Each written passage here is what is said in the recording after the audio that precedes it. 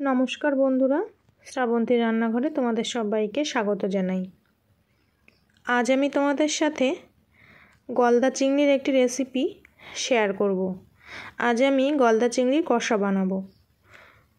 তো দেখো আমি কিভাবে রান্নাটা করি।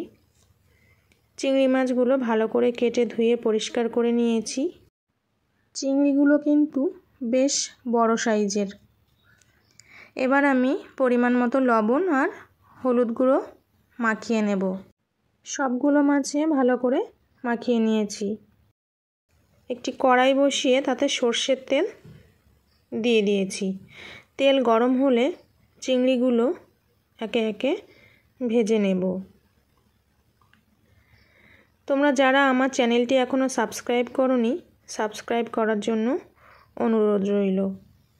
আর পাশে থাকা বেল আইকনটি প্রেস করে দিও, যাতে আমার প্রত্যেকটি ভিডিও তোমাদের কাছে পৌঁছে যায়। আর যারা ফেসবুক থেকে দেখছো তারা কিন্তু অবশ্যই ফলো করে দিও। একইভাবে আমি সবগুলো চিংড়ি ভেজে নিয়েছি। এবার আমি চিংড়ির দাঁড়াগুলোও ভেজে নিচ্ছি। এবার আমি ওই কড়াইতেই আরও কিছুটা সর্ষের তেল অ্যাড করে গোটা জিরে, শুকনো লঙ্কা, তেজপাতা ফোড়নে দিয়ে দিলাম কুচনো পেঁয়াজ। পেঁয়াজটা কিছুক্ষণ নেড়ে নেওয়ার পর অ্যাড করে দিলাম টমেটো কুচি। এবার আমি দিয়ে দিচ্ছি পরিমাণ মতো লবণ আর হলুদ গুঁড়ো। কিছুক্ষণ নেড়ে চেড়ে কষিয়ে নিতে হবে। টমেটো একটু নরম হয়ে এলে দিয়ে দিলাম চেরা কাঁচা লঙ্কা আর আদা রসুন পেস্ট। সামান্য জল অ্যাড করে গুঁড়ো মশলাগুলো অ্যাড করে দেব। দিয়ে দিলাম পরিমাণ মতো জিরে গুঁড়ো, ধনে গুঁড়ো, লাল লঙ্কা গুঁড়ো, কাশ্মীরি লঙ্কা গুঁড়ো আর দিয়ে দিলাম সামান্য পরিমাণ চিনি। আরও কিছুটা জল অ্যাড করে সবগুলো মশলা ভালো করে কষিয়ে নেওয়ার পর দিয়ে দিলাম ভেজে রাখা চিংড়িগুলো।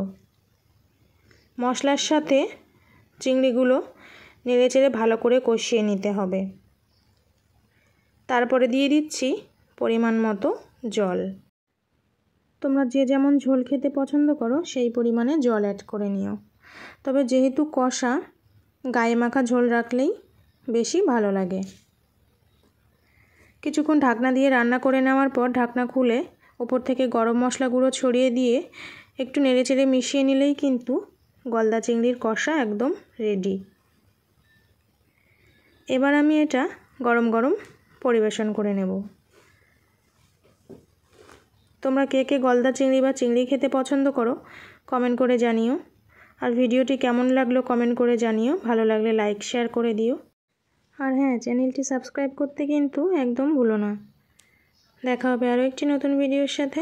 আজকের মতো চলে যাচ্ছি। টাটা।